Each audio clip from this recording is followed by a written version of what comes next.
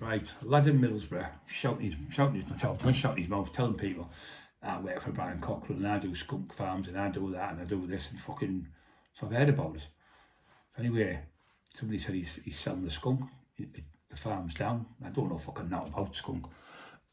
Only thing I know is the fucking one that runs across the fucking road in America. Skunks, them ones. So anyway, I've got in his house. He's got a nice car on the front, BMW, about 5-6 grand. Shouting his mouth up, telling people this, that and the other and threatening people. So about 3 different people he's threatened with me. I thought, right, you cheeky cunt. So I've gone over his house, knocked on the door. You know, no, it's Brian Cockrell, so I've just banged the door in case he tried to do a running, but he had a lad out the back. I was at the front and he had somebody else with us. So we've gone in the house. So as I've gone in, went up the stairs, he's gone in, I said, get your shoes and socks off, because when they're only young, he's about 25. Sorry about the dog. Sorry about the dog. Sorry about the dog. So he's barking at somebody at the door, it's Eli. So I've got him and I've got his shoes and socks off, so he can't do a runner because he's only about 26, 27. So I'm there, I said, what's this if we use my name? He said, oh, I didn't think you'd mind. I said, all right then. I said, all right, that's what I'm paying now. So I took a big bag of this fucking skunk stuff off. I didn't have a clue. It was all packed up in ounces in plastic bags. I took that off him. I think it was something like fucking 40 odd ounces. I think I got 40 odd ounces those, yeah. And he had a gold chain and he had this and that. And I said, no, I don't want that. So anyway, he said, oh, I'll get my brother on you, I'm going to do this. I said, no, you've been fucking cheeky again now. I'll give you your fucking car. So I made him sign the car over to the BMW off him. Took it straight out there, took it to my mate's garage, who's in Portrack, sold it to him for 4 grand, I made 4 grand. And I give the skunk, I made a fortune off that as well. So just using my name and telling people that I'm going to do this, that and the other against me. And that's why I was getting in trouble. And then what a lot of them were doing, they were getting gear people off drug dealers and getting drugs. Say they were getting, say, 500 ecstasy, a couple of ounces of coke or whatever. Oh, Brian Cockrell's been around, he's only taxed me, took all the money off me. And they go, oh fuck, can't get off him, we're fucked. Then they do another, they'd get another one, they do it. So once one started doing it, one started in Billingham and then Hartlepool, then stopped, and then they started going round, realising what they were doing. So I'd go at their house. I'd say, right, you owe me the fuck, what you said you've had, say it's like fucking 5 grand with the gear, you owe me 5 grand now. I said, tell you what I'll do, just give me half.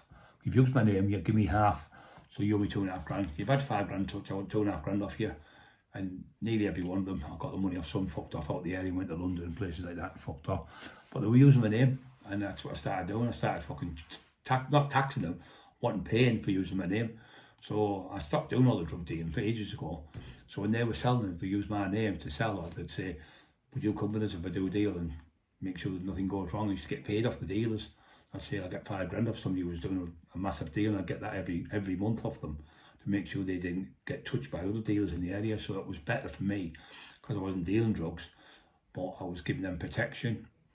And the cops were fucking starting to didn't like it, the cops, because I was running the fucking town then, really. I was doing more. They did a survey in the Daily Mirror. There's me and the cops. They say, who would you rather go to, the police or Brian Cockrell?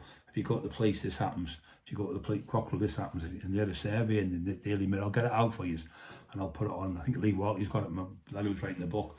And it says, who would you rather have, Cockrell or the police? And at the end, I've got more points than the police. True story. So yeah, there's a little story there, but the people where use my name, I thought, fuck you, you're going to get me in trouble. So if you're going to use my name to get me in trouble, or you're going to use my name to make money, I won't pay for it.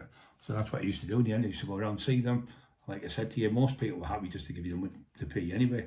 And you know, just most of them make lies up, so they only owe 3, they might owe 4. But I was still getting £1,500 out of 3 grand, and it was no hassle. I'd go to a door, it'd be 4 grand. They owed, and they might give me 3.5 or something, so you know, it'll be 3.5 split it between us.